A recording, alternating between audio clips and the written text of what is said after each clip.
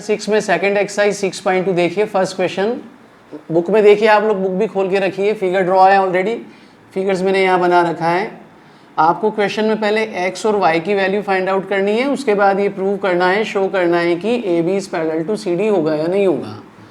सबसे पहले देखिए बच्चों, प्रूफ भी लिख सकते हो, सोल्यूशन भी लिख सकते हो, एक ही बात है। 50 प्लस एक्स लीनियर पेयर से ये कितना हो जाएगा बच्चों, 180 degree. 50 degree plus x equals to 180 due to linear pair axiom L dot P dot A। तो x कितना हो जाएगा बच्चों, 50 डिग्री को RHS में ट्रांसफ़र किया, 180 माइनस 50 कितना हो गया बच्चों, 30 डिग्री। x की वैल्यू कितनी आ गई बच्चों, 30 डिग्री। अब y देखिए, y का वैल्यू कितना होगा बच्चों, 130 due to V dot O dot A means vertically opposite angles. Figure से साफ साफ देखिए, ये एंगल 130 है तो इसका opposite angle, that means y भी कितना होगा, 130। x और y दोनों क्या आ रहे हैं बच्चों, सेम। इसे इक्वेशन नंबर 1 मार्क कर दिया, इसे equation number 2। Using equation 1 and 2 it is clear that x equals to y equals to 130।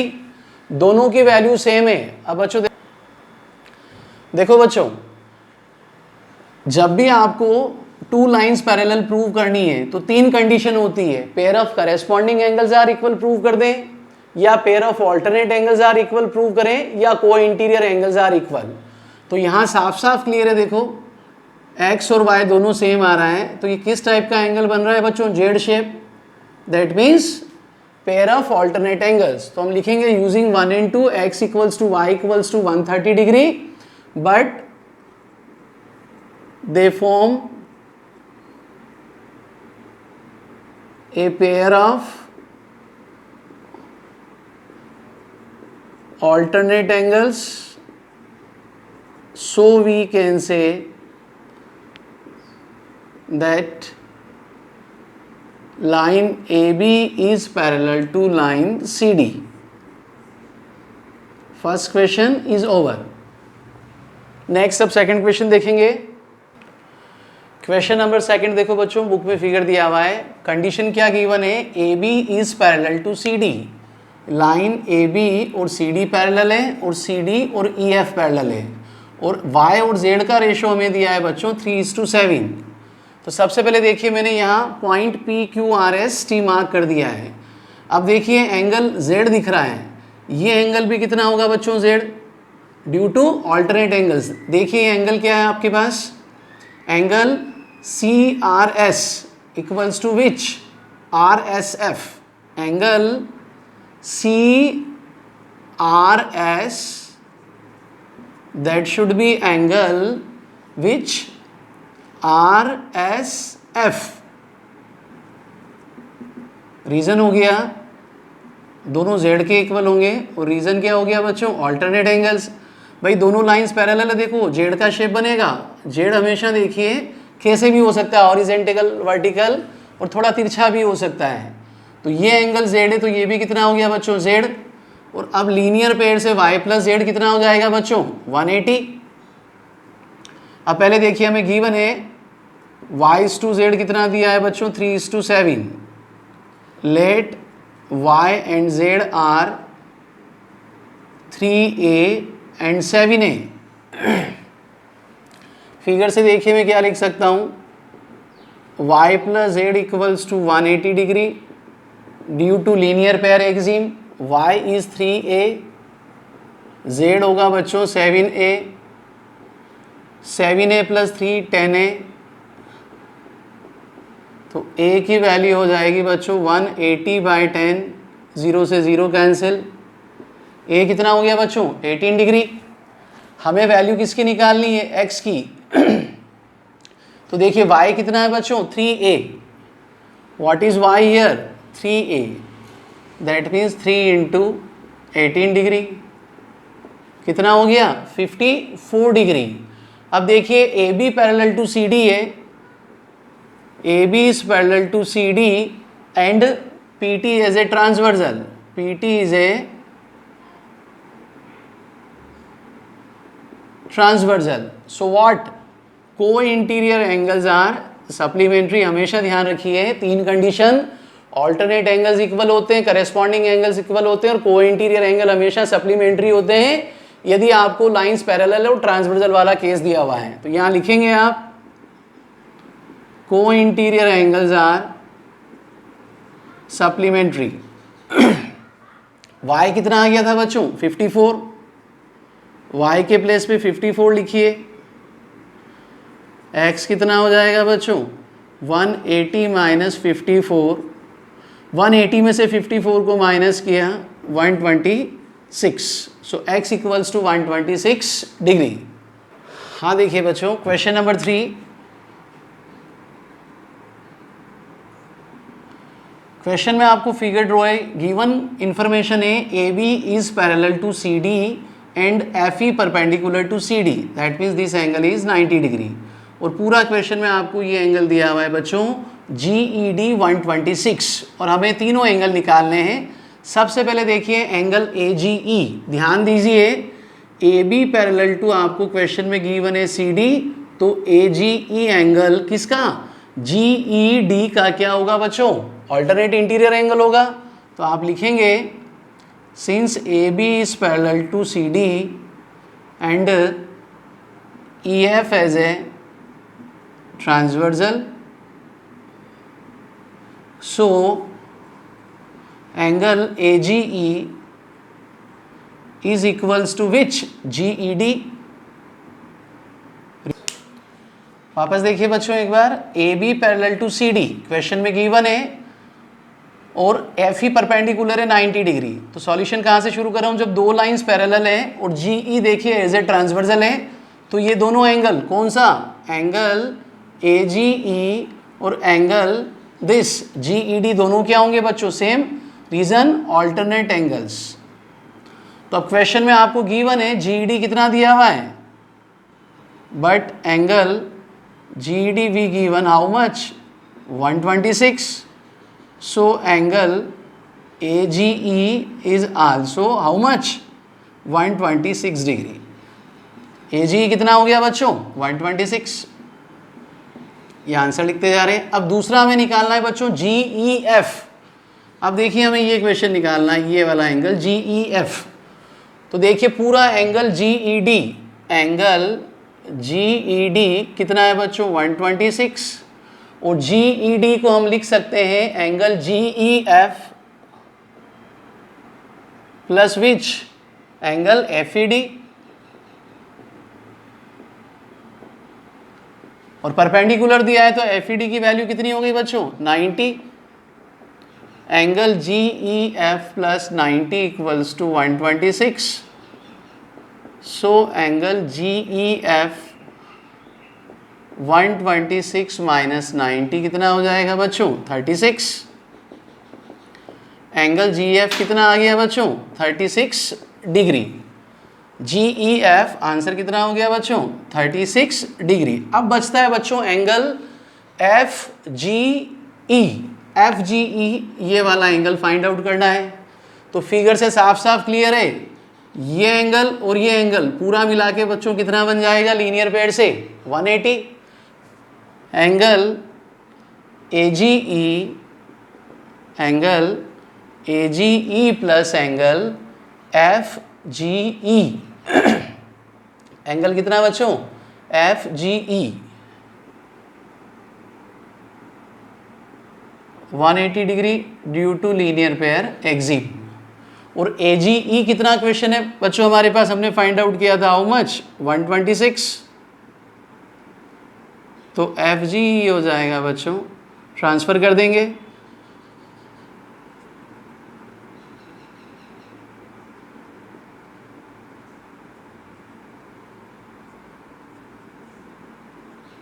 कितना आ गया बच्चों? 54। और लीनियर पेयर से क्लियर भी हो रहा, देखो 126 प्लस 50 और कितना हो जाएगा? 180। तो तीनों हमने एंगल्स निकाल लिए 1 बाय 1।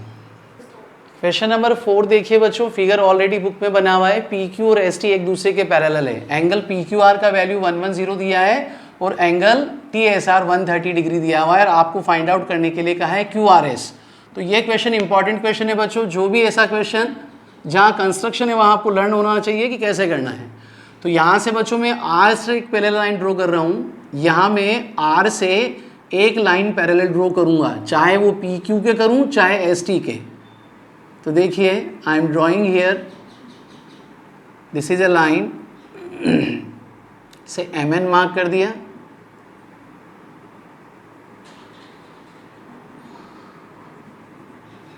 ओके बच्चों। थ्रू R लिखना भी है आपको, through R draw MN is parallel to which PQ, either PQ और ST कुछ भी लिख सकते हैं। अब प्रूफ देखिए, यहाँ मार्किंग कर रहा हूँ बच्चों, इसे मैंने एंगल 1 लिखा है, इसे मैंने एंगल 2 लिखा है और इसे 3 लिखा है। अब देखिए बच्चों, MN यदि PQ के पैरेलल है और QR ट्रांसवर्सल है तो को इंटीरियर एंगल का सम कितना होगा 180। If PQ parallel to MN and QR as a transversal, so can we write here 110 plus angle 1 equals to 180 degree due to co-interior angles are supplementary, sum of the interior angle on the same side of transversal। पूरा detail मैंने लिख के short में लिख देंगे। तो angle 1 हो जाएगा बच्चों, 110 को शिफ्ट किया, कितना हो गया बच्चों 70 डिग्री। अब ठीक इसी प्रकार से ये दोनों लाइंस भी एक दूसरे के पैरेलल होगी, इन दोनों का सम भी कितना होगा 180।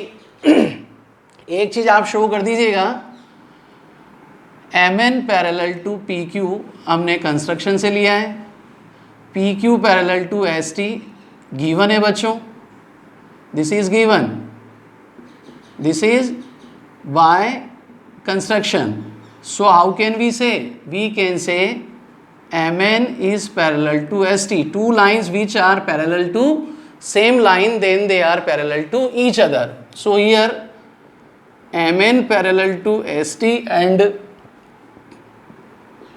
SR is a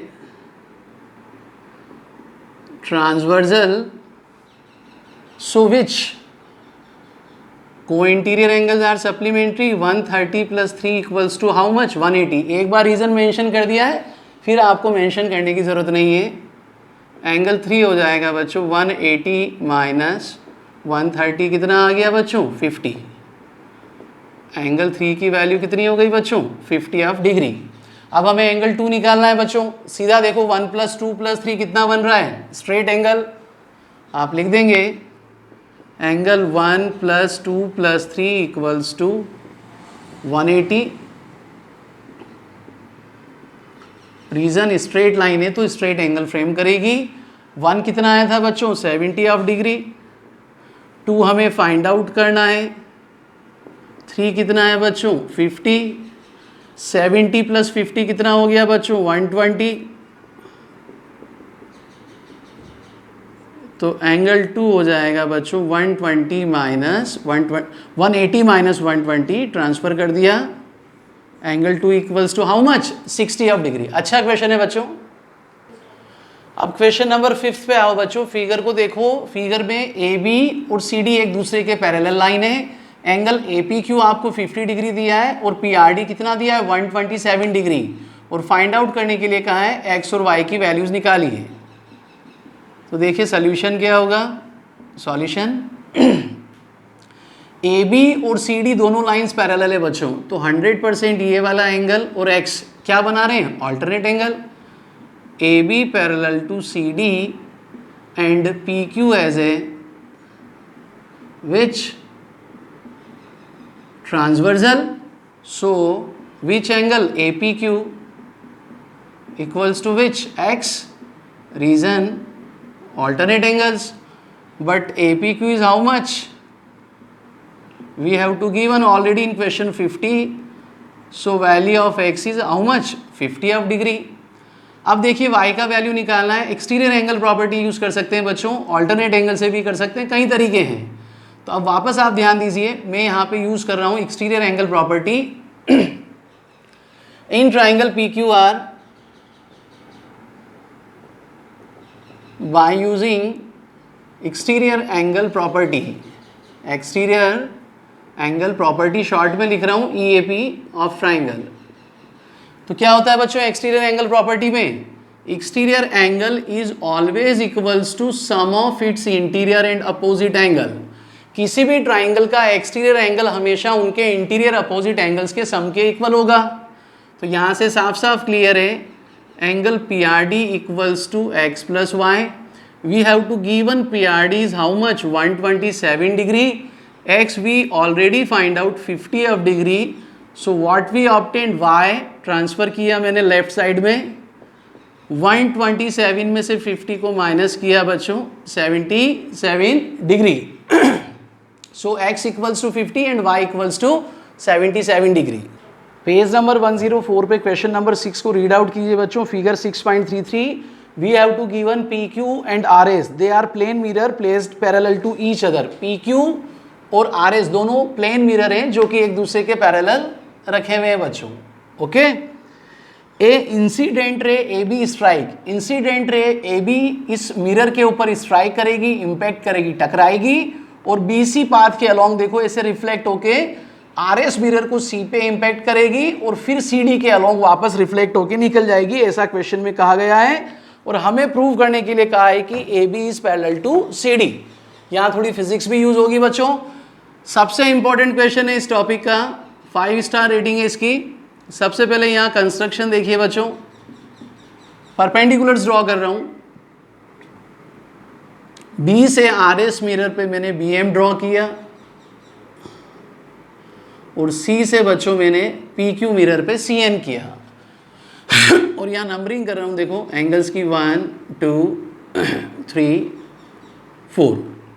तो कंस्ट्रक्शन में आप लिखेंगे draw BM is perpendicular to RS and CN is perpendicular to which mirror PQ। अब प्रूफ देखिए बच्चों, सबसे पहले देखिए BM is perpendicular to RS, equation number 1। हमने कंस्ट्रक्शन से ऐसा किया, आपने मन से क्लू यूज किया है। क्वेश्चन में already we have to given PQ is parallel to RS।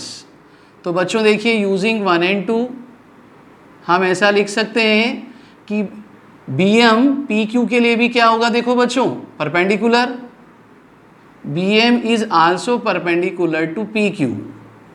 कैसे बच्चों ये समझा रहा हूँ, ध्यान देखिए। ये एंगल 90 है तो ये एंगल भी कितना होगा बच्चों 90, क्योंकि दोनों लाइंस पैरेलल है। को इंटीरियर एंगल्स क्या होते हैं, सप्लीमेंट्री, मतलब इन दोनों एंगल का सम 180। यदि एक एंगल 90 है तो दूसरा एंगल भी कितना हो गया 90।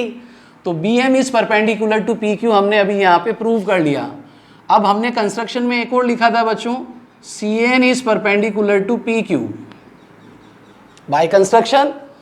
तो 3 और 4 से हम क्या लिख सकते हैं बच्चों, using 3 and 4 BM is parallel to CN। Class 6 में आपने प्रॉपर्टी पढ़ा होगा, 2 lines which are perpendicular to the same line. यहाँ देखिए BM और CN दोनों किसके बच्चों, सेम लाइन PQ के परपेंडिकुलर है। आप लिख दीजिए property 2 lines which are perpendicular to the same line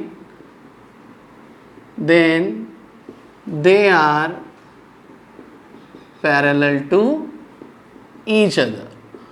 ऐसा लिख दिया बच्चों। तो अब फिगर से देखो, जब आपने BM और CN को पैरेलल प्रूव कर दिया बच्चों, तो अब देखिए एंगल 2 और 3 में आपको क्या रिलेशन दिख रहा है।